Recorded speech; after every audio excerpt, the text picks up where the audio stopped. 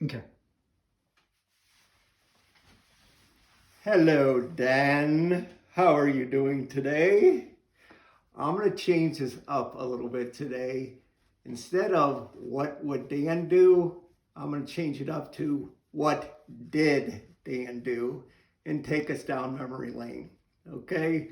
So let's start with fall of 1980 when we first met and became Pledge Brothers.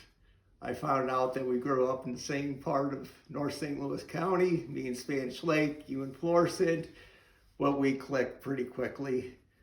Met this big, tall, handsome, funky, Nordic looking guy that was obviously a little out of his element from everyone else, but nobody had quite figured that out yet. But me and Dan clicked very, very quickly. So we went through pledge class together. First thing that I can remember, as well as you do, is one of our famous Thursday afternoons shit parties. So happy it's Thursday, shit parties. And you and I were there as Pledge Brothers at the K House. We were called into the house by some of the active members, and we were immediately thrown to the ground, hog-tied, blindfolded, and thrown in the back of Brother Skidley's Pinto station wagon. And after having had about 10 beers, we both had a pee so bad, but Skid kept on driving for approximately an hour and a half outside of Springfield. And we were just dying to pee, and he finally dropped us off in the middle of nowhere. We had no idea where we were, in some middle of some cornfield, but somehow we found a way back. Then I remember when we were still freshmen living in the dorm and being pledges in the fall of 80, you, myself, and Brother Jonesy decided to go out one night on a witch hunt. What were we looking for? What were we looking for that night? I think it was patio furniture for some reason. And I'm not sure if we actually got it, but somehow the next morning the campus police showed up at our doors wondering what we were doing the night before because there was a burglary in the area, but somehow we got out of it innocently. Where do I go from there?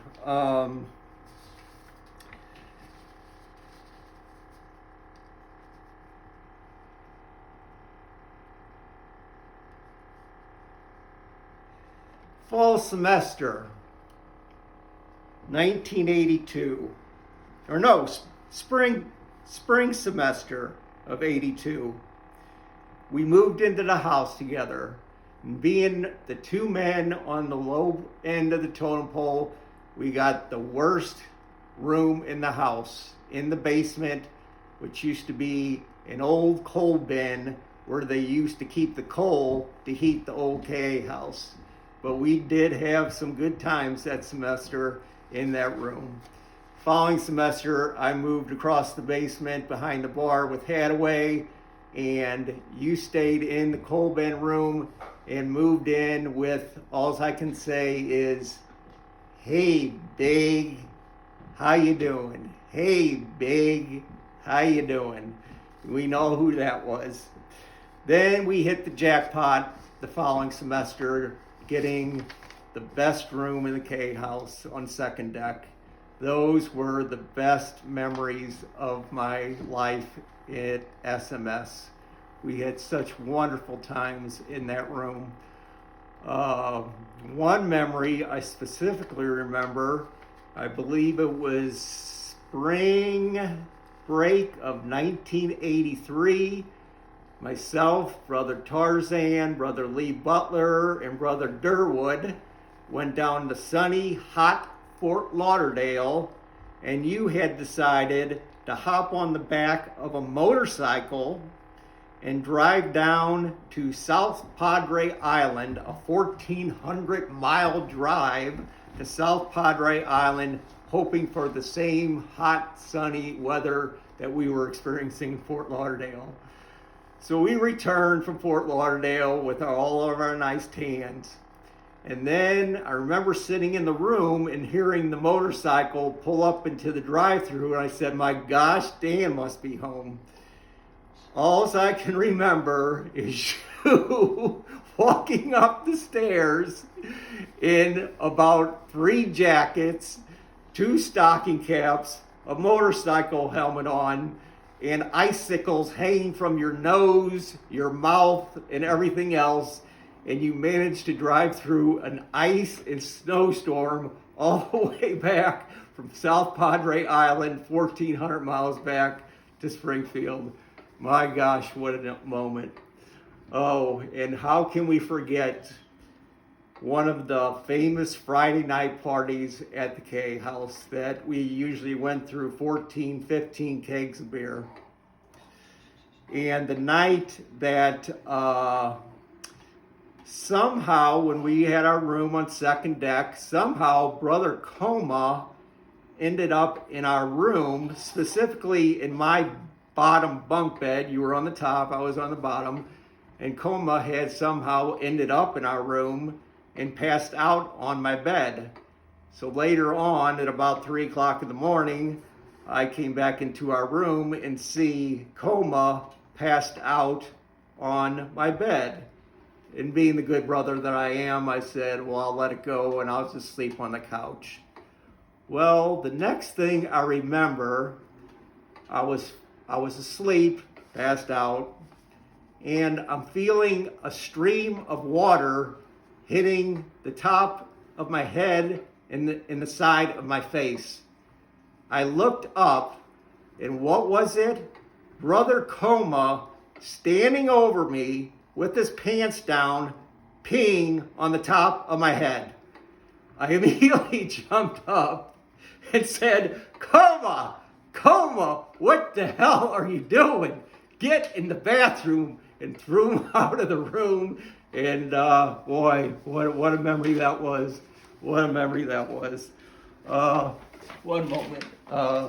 What else? Just memories of blasting your unusual to most of the Southern boys, should I say, punk rock throughout second deck, Billy Idol, Depeche Mode, Psychedelic Furs, The Clash. And man, I learned to love that music, and you turned me on to that, and I still love that music to this day, and you're still rocking out to it to this day too, and live audiences, I should say too. And then, let's see, what else do we have here? Let's go to post-college now. After 5 years at SMS, I think you graduated a semester before me, but after 5 years at SMS, it was time to take on some responsibility and get a job and welcome to the real world. But the partying didn't end. We had jobs, but the partying didn't end. It seemed to even intensify. One of my fondest memories of being with you post-college is that when you were working for Rawlings and you would go on spring training for 2 weeks every year to Florida, 2 weeks to Arizona, go to the Gold Glove ceremonies every year, and just unbelievable. But the time that you got us in on a press pass to Busch Stadium to watch the Cardinals, and they were playing the Braves. I do remember they were playing the Braves. We started out at the little press area next to the Braves dugout, and I had my old VHS camera filming everything. We were standing behind the batting cage, and I remember standing right behind Mike Shannon, as he was dropping F-bombs about how much money he was losing at the Fairmont Horse Racetrack the night before, which was pretty hilarious. But then when the game started, we went to the little press area next to the Braves dugout, and didn't know really what to expect or anything, but I started talking to Willie Stargell while the game was going on. And he said, "Hey man, you can't be talking to me while the game's going on." So we went up to the press box, and what a fantastic view from there. We had the box right above Jack Buck and Mike Shannon broadcasting over the radio on KMOX. And what a fantastic memory that was.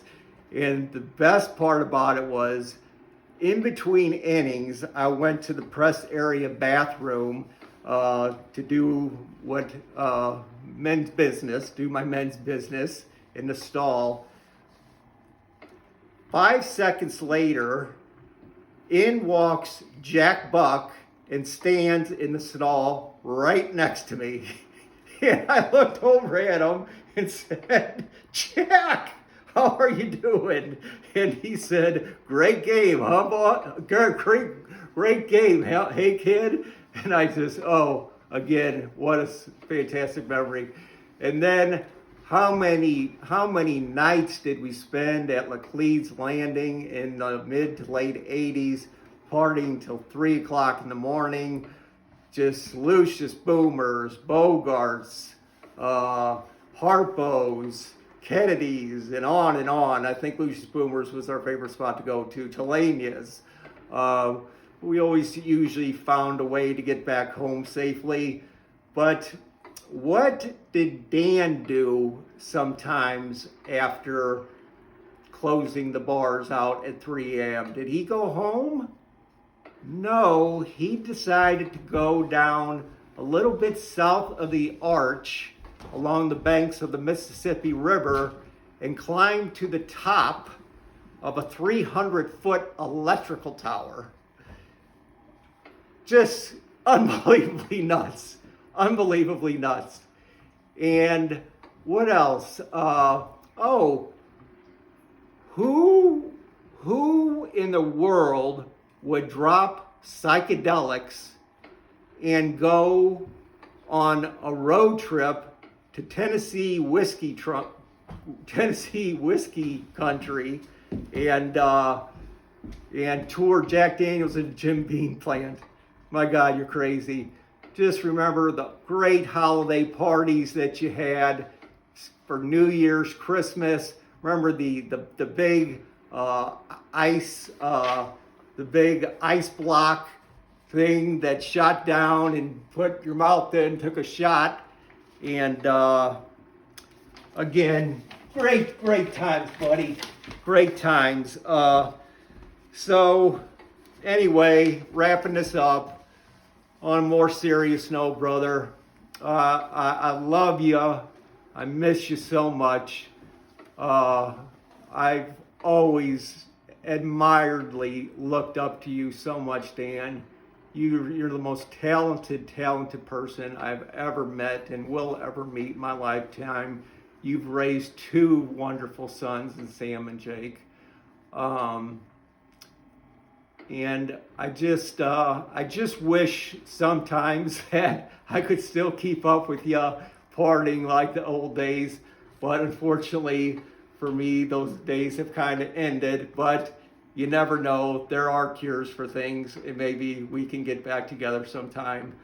But just to wrap it up, I think 3 things in life I'm thankful for is our brotherhood, my mom's faith passing on to me after she died at the young age of 48, and being a father to this angel right here. Happy birthday, Friendly. Right here. Enjoy watching all 15 minutes of this. And now we have another new member of the family. Yeah. My first grandson, Bennett Robert Spinnweber. Go Cardinals. How about that? Go Cardinals. What would Dan do? How about that? We thought we could lift the drinking age just for you. We think that newborn is probably right about, just for you on your birthday. So happy birthday, my friend. If Ty, turn the camera on yourself. Wish Dan a happy birthday. Happy birthday. And, Bye. You take care, buddy. Wish you and Libby many, many years of happiness and health. And love you to death, brother. Thanks a lot. Bye now. Bye.